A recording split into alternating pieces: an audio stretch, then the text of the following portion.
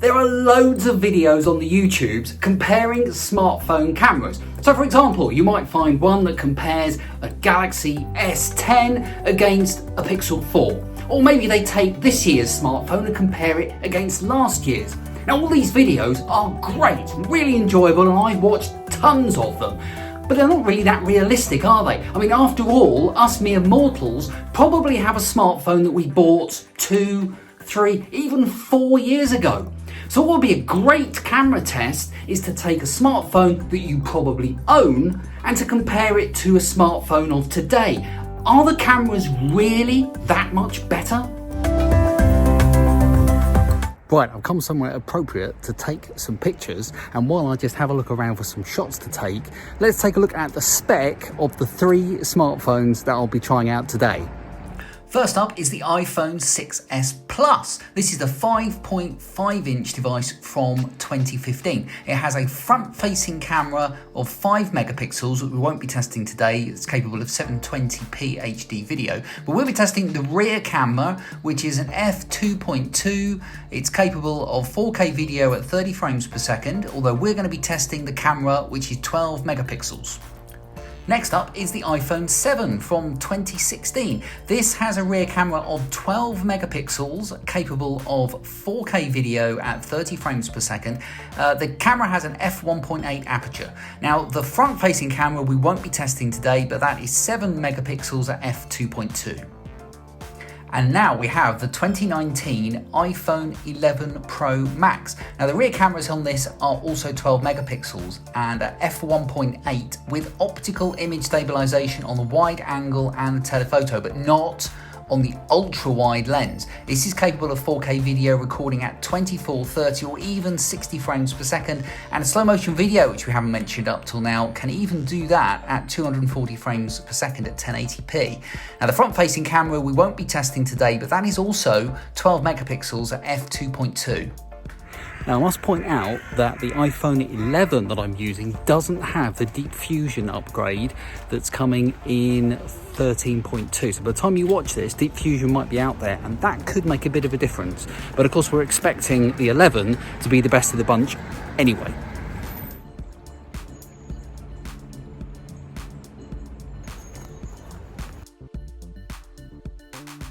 So a lot of the pictures I've taken so far have been fairly sort of standard stuff. Not much really that's going to challenge them, but I've got a view here that I'm looking at that is front lit because the sun is really coming on strong, and I think this is the kind of picture that the 6 and the 7 are probably going to struggle with. So let's see how they cope with that. And of course it'll depend a lot on where you're focusing the pictures, and of course you can fix a lot of that problem even on the 6 and the 7 in post. But it's interesting just to compare how the cameras do natively. Just point and shoot and see what they come up with. Because one of the things that is very different about the iPhone 11, apart from of course having a much more up-to-date camera sensor in it, is of course that the 6 and the 7 only have one camera, whereas the iPhone 11 of course has 3, and so that makes a bit of a difference. Let's do an example of that as I'm walking down these steps down to the beach, and I'll take some just to compare what massive difference that makes. So I've taken a few pictures and it's sort of fading light actually, so it's quite challenging for all of the cameras. So let's take them back, stick them on the computer, and we'll really zoom in and see the differences between these shots that I've taken today. Right, let's have a look and compare some of the photos that I've just taken out and about. I'm going to show you multiple images for the iPhone 11 Pro Max. Because of the 3 cameras, I took some pictures using different angles, so it's interesting to see just what a difference that makes. So let's have a look at the first image, which is one of a door. On the left here we have the shot from the iPhone 6s Plus, and I'm actually really quite pleased with the detail that it's captured here. Let's move the one for the iPhone 7 over a bit. I'm just going to zoom in a little bit. So if we blow up the iPhone 7 and then we blow up the iPhone 6. In fact, the iPhone 6, if anything, looks a bit sharper. Now, it's quite possible, of course, that when I took the iPhone 7 picture, I could have wobbled a bit. I mean, who knows? I'm only human.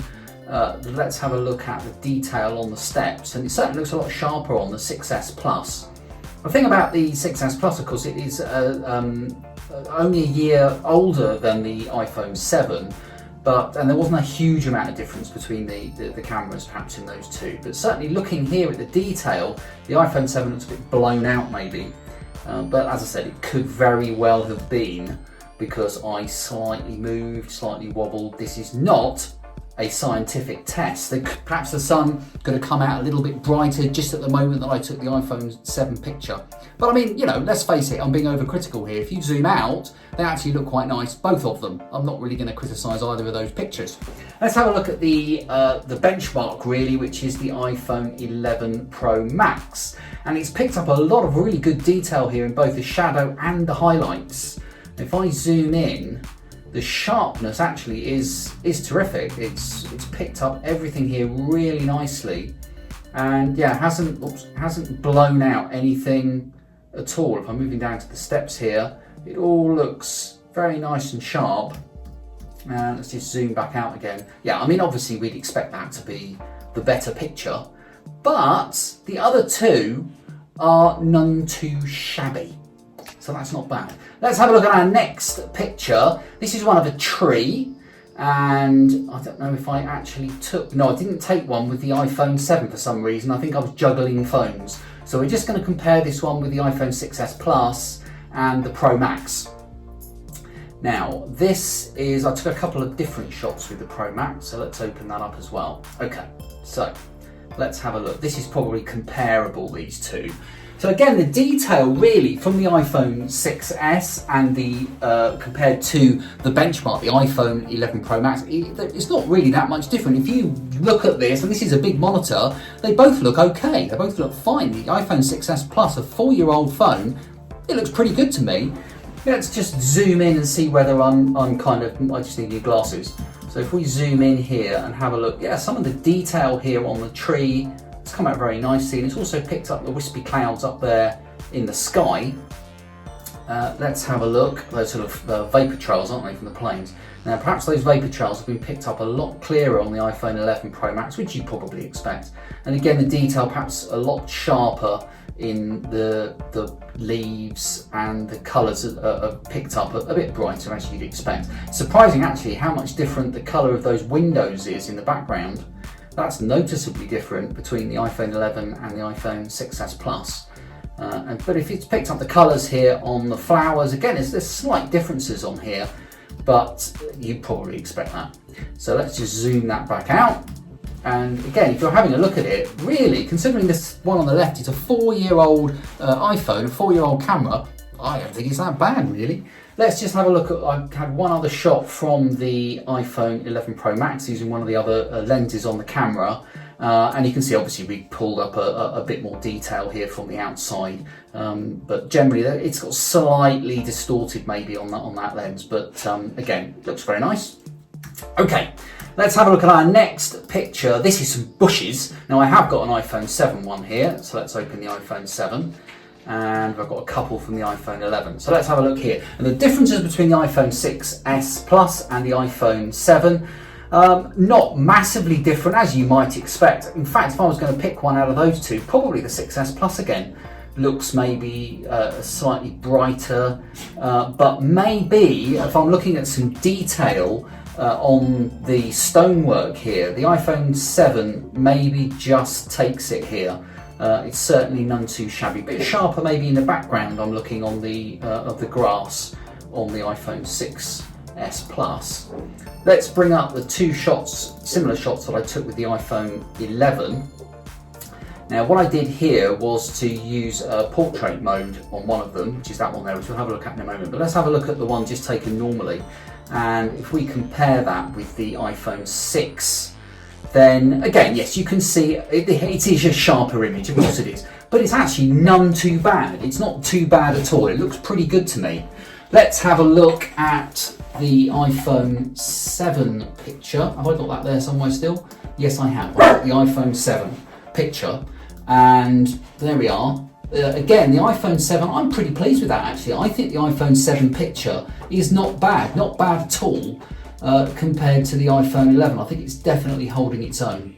But let's have a look at the portrait mode, and portrait mode of course is a wonderful thing. To do portrait mode you don't have to have an iPhone 11 Pro Max, of course. You can do it just with an iPhone 11. If you have an Android phone, any one of the dual lens phones that are out there will do this very well. So let's have a look here. It just looks fantastic actually. The kind of bokeh effect in the background just brings that picture to life, and I think that looks fantastic. Really happy with that. Right, let's have a look at our next image. And this is one taken from a bit of a distance. So you can see there, this is the 6S Plus. And let's have a look and compare that with the 7.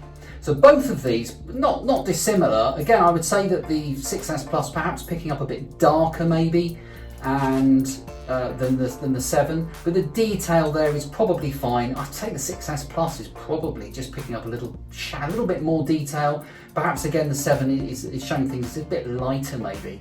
I've taken a few on the iPhone 11, and again, yes, as you'd expect, this similar distance, similar angled shot does look better on the 11. But I mean, you know, the 6 and the 7, if I bring those back up to the front again, are not terrible. They're not terrible by any means. Let's have a look at the other angles, because what I then did was to use the other two lenses on the iPhone 11 Pro Max. This is the wide angle lens, but I'm stood in the same place that I've taken all the other pictures. You wouldn't think it, you think I'd walked back about half a mile, but you can see actually that it's captured so much more detail with that incredible wide angle that it's got. So let's have a look at that. And then there's the zoom lens, the telephoto, and you can see again standing in the same place, and I'm picking up a lot of nice detail in there, looking close there to the building. Okay, let's have a look at a slightly more challenging picture. This was, the sun was coming down a little bit. I mentioned when I was out that the light was fading and the sun was starting to get low towards the horizon. And that's really difficult if you're taking a picture into that, which of course you shouldn't really, but if you're taking a picture in that general direction, then you are challenging whatever camera you've got. So this is the attempt from the iPhone 6S Plus. Let's have a look at the iPhone 7. Now that's probably done a little bit better maybe. Again, it's struggling with that light, and it's going to depend a lot on where you focus. That's that. Now let's see how the light test did on the iPhone 11 Pro Max. And yeah, you can see there that it has done remarkably better. Incredibly better actually, in exactly the same circumstances, taking exactly the same shot from the same angle, and it's the shadows, the highlights, it's picked out all the detail and it's done it really well. And of course part of the reason for that is the way that it formulates pictures by taking under and overexposed images and then blending them together to come up with the perfect shot, or as perfect as the AI can make it. So let's have a look at our next picture now. And this is a slightly artistic shot. It's a piece of wood from a tree. So let's have a look here and see what the detail is like. The iPhone 6 and the 7 are not massively different. Again, I think the 6S Plus probably just about edges it in terms of sharpness, but there's perhaps not, the 7 is not bad. There's a decent amount of detail there. Let's have a look at the iPhone 11 Pro Max. And as you can see, perhaps not surprisingly, it has picked up a lot more detail in there, a lot of tiny little details in the wood, very much sharper image, quite incredibly good actually, as you would see. But I would say that if you'd taken the picture just with the iPhone 6 or 7, to be honest with you, you'd probably be quite happy with it. I don't think it's terrible. It only looks not quite as good when you compare it with the modern camera, but then that's sort of what we were expecting, wasn't it? Let's have a look now at another picture, and this again is where we're slightly sort of testing the lenses. This is taken down on the beach, and let's compare the 6 and the 7. Again, the 7 probably looks maybe slightly duller. There's the 6S Plus there is the one that I would say is almost blown out. Perhaps actually the 7 takes it there, although it looks slightly duller, there's perhaps a little bit more detail. I don't know, it's 6 or 1.5 dozen of the other. Let's have a look at a similar shot from the iPhone 11 Pro Max. I'm hesitating there because you can see one of my phones in the corner because I was carrying 3 phones. And I've taken, what I'm going to do here actually is just open all three of these at once in preview so we can compare the shots. So you can see each one there getting gradually closer. So that is the full zoom, the telephoto, that's the sort of standard lens, and that there's the wide angle. And it's because I was using the wide angle, which is so incredibly wide, that I actually picked up something that I was holding in my hand, in the same hand that I was holding the phone. Right, okay, let's move on then. Let's have a look at another beach shot, and this is again in the challenging direction towards the sun. And you can see that the 7, it's done what it did on the other shot that we did, where it's really picking up the sort of lens flare from the sun. But the detail actually is probably maybe slightly better than the 6. Everything's just gone into shadow. Let's see how our trusty iPhone 11 Pro Max did with that. I was really challenging it here because the sun is pointing right into the lens. And again, people have gone into shadow as you would expect, and it's really struggling here. But you know, I'm asking all the cameras to do a great deal, so that's perhaps not surprising. Okay, let's move on here, getting near the end. You're doing well, you're sticking with me. Here we've got a set of steps. These are the steps I walked down to get onto the beach. So that is the 6S Plus, and that is the 7. Again, perhaps I'd say a little bit more detail in the shadows on the 6S Plus. The 7 may be looking a little bit duller, but it actually is picking up a lot of nice detail in the sand here. So I'm quite pleased with both images here. I think they both look very good. I think the 7 maybe has made a better job of the kind of the grit and the dirt going up the side there maybe, but it's all very subjective, of course. Let's have a look at the 3 images that I took with the 11 Pro Max. This is kind of from a similar angle to the 6 and the 7, and I would say it's not massively better. In fact, the detail there may be so-so compared to the other 2. Then I've taken one with the wide angle lens. As you can see, it's really making it sort of pull away as the wide angle does. Even though I stood in exactly the same place, it's kind of, you feel like you're sort of leaning back almost as you look at that shot. And then we've got the next one, which is the zoom lens. And yeah, okay, I'm zoomed in. I can't say there's a massive amount more detail there than there was from the 6 or the 7. Okay, finally, let's have another shot as I was heading back from the beach and heading in the direction of home. And this is one of the same building, but from a slightly different angle, the building we were looking at earlier on. Now here, I think the 7 has probably made a slightly better job of it. Again, it's slightly pulling up the highlights, I think. And actually, in that particular shot, I think the 7 does do better, does do the best out of the 7 and the 6S Plus. It's a better lit shot, it's got better contrast, and the building looks a bit sharper. Now on the iPhone 11 Pro Max, again I took 3 pictures. This is a comparable picture to the 6 and the 7. Let's just bring up the 6 and the 7 so we can compare. So there's the 6 there, and there's the 11. So yeah, you can see the colours are much better, particularly in the grass, I think, in the shadows, than the 6. And let's have a look at the 7. The 7, yeah, the 7, the colour of the grass is really coming out there on the 11, but it's not massively better than the 7, I'd say. Yeah, it is better, but not hugely. Let's have a look at the other angles. So then we've got the zoom, then standing in exactly the same position, and you can see that I'm zoomed nicely in on the building, and you can really make out all the brickwork and everything. And then let's have a look at the wide angle lens, and it's incredible to think that I'm standing in exactly the same place, and yet I'm getting so much more in. I mean, it's almost sort of distorted, really. This is not a lens that you're going to be using that much, but it's good to have if you need it. And the good thing, actually, another point to note about that is the fact that if you have an iPhone 11, it's this lens, the wide angle, is the ones that you're missing. So you've got the other 2 lenses, you've actually got a pretty good set of cameras. You can get all the portrait effects and everything else. So the iPhone 11 really is the camera for most people, I would say, if you're not really worried about the wide angle. So there we are, that's looking at a few of the pictures that I've taken on my journey out today to compare the iPhone 6S Plus, iPhone 7 and iPhone 11 Pro Max. So without question, the iPhone 11 Pro Max is of course the better camera. In fact, it's the better 3 cameras. We sort of knew that was going to happen before we even left the building.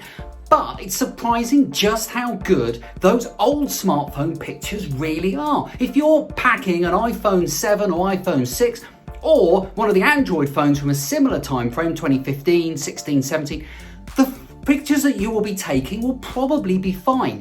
Okay, if you take a lot of low light pictures and night mode in the Pixel 3 and Pixel 4, for example, is absolutely fantastic, then you might want to look at one of the more modern, up-to-date smartphones.